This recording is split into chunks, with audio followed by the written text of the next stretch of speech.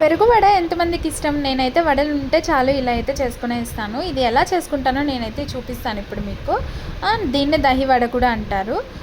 First అయితే oil కొంచెం వేసుకొనేసి శనగపప్పు, ఉద్దిపప్పు, జీలకర్ర, ఆవాలు, కొంచెం కరివేపాకు వేసుకొని అలా రోస్ట్ చేసుకున్న తర్వాత ఇంకా కావాల్సిన ఐటమ్స్ అంటే మీరు ఏం వేసుకోవాలనుకుంటే అది వేసుకోండి. నేనైతే ఆనియన్స్, టొమాటో, పచ్చిమిర్చి, ఇంకా కొంచెం నాకు కావాల్సింది ఇంకా ఏమన్నా ఉంటే వేసుకోవాలనిపిస్తే వేసుకుంటాను. క్యారెట్ తురుము అలాంటివి.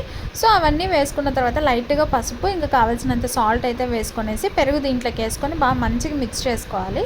మిక్స్ చేసుకున్న తర్వాత నేను కొంచెం కొత్తిమీర అండ్ క్యారెట్ తురుము అయితే వేసుకున్నా. ఇది వేసుకున్న తర్వాత కొంచెం అలా బాయిల్ అయ్యేటప్పుడు కొంచెం బాగా మిక్స్ చేసుకుంటే ఇంకా మనకి వడలు ఉంటాయి కదా, ఆ గారెలు అయితే దీంట్లో వేసేసుకొని కొంచెం నానబెట్టాలి. అట్లా 1 అవర్ ఆర్ 2 అవర్స్ అట్లా పెట్టేసిన తర్వాత ఇంకా లిడ్ అయితే పెట్టేసుకొనేసి తర్వాత ఒక బౌల్లోకి తీసుకొని తింటుంటే మొత్తం పీల్చేసుకుంటుంది. ఆ పెరుగు అయితే చాలా బాగుంటుంది తినడానికైతే. ఒంటికి కూడా చాలా చలవ తింటే. సో నాకైతే ఇలా ఇష్టం తినడానికి. వడలు మిగిలితే నేను ఇలా చేసుకుంటాను.